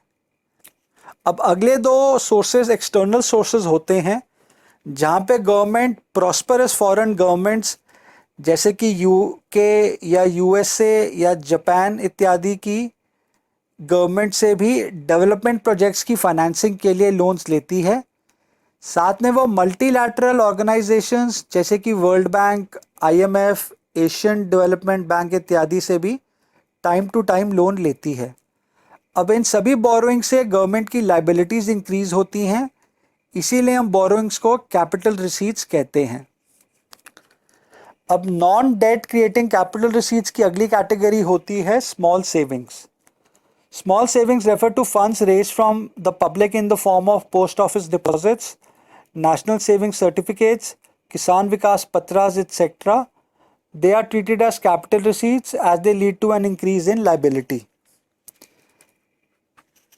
अब गवर्नमेंट पोस्ट ऑफिस डिपॉजिट्स और पोस्ट ऑफिस में पब्लिक द्वारा किए गए इन्वेस्टमेंट जैसे नेशनल सेविंग सर्टिफिकेट्स या फिर किसान विकास पत्रास, जिनकी फिक्स पीरियड मैच्योरिटी होती है, उस पैसे को भी यूज़ करती है अपने एक्सेस एक्सपेंडिचर को मीट करने के लिए।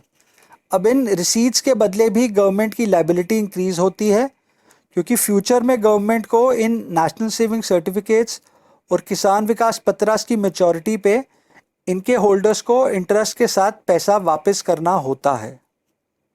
आई होप आपको डेट क्रिएटिंग कैपिटल रिसीट्स की ये दोनों कैटेगरीज समझ आ गई होंगी।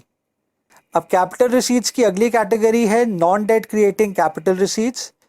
ये वो कैपिटल रिसीट्स हैं जिससे गवर्नमेंट की लायबिलिटीज़ इंक्रीज नहीं होती हैं, बल्कि उसके असेट्स में कमी आती है। इसमें हम रिकवरी ऑफ लोन और डिसइन्वेस्टमेंट को इंक्लूड करते हैं। सबसे पहले हम रिकवरी ऑफ लोन के कंसेप्ट को समझते हैं। Government grants various loans to state governments और union territories. Recovery of such loans is a capital receipt as it reduces the asset of the government.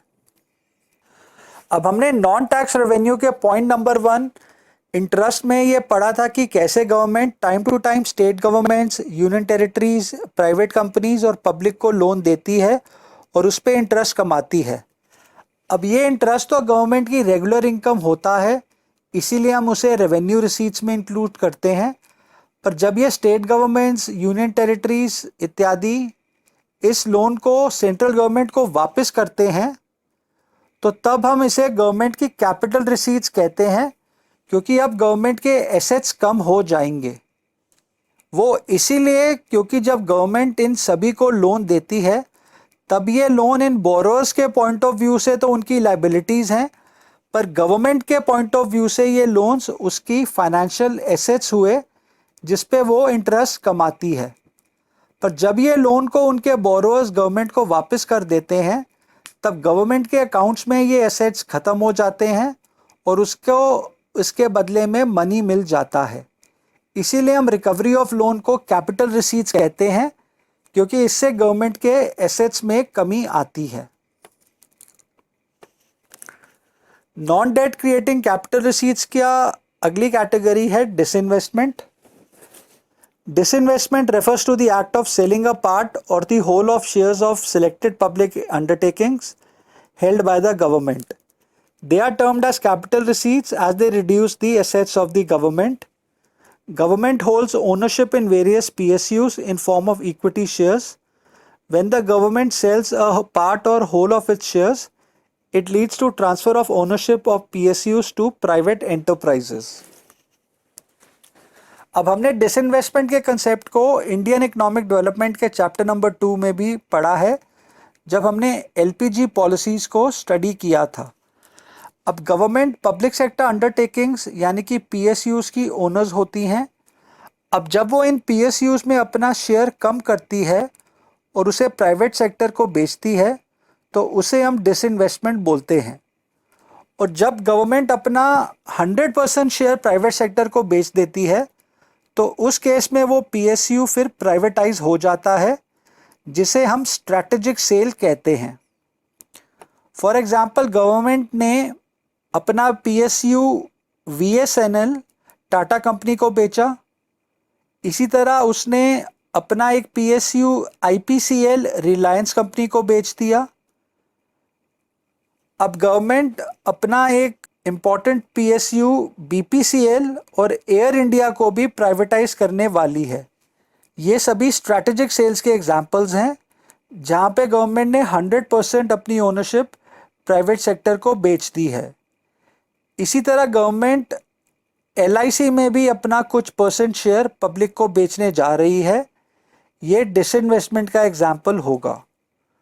अब दोनों ही केसेस में, यानी कि स्ट्रैटेजिक सेल और डिसइन्वेस्टमेंट में, गवर्नमेंट के एसेट्स में कमी आती है जब उसे डिसइन्वेस्टमेंट के थ्रू रिसीट्स मिलती हैं।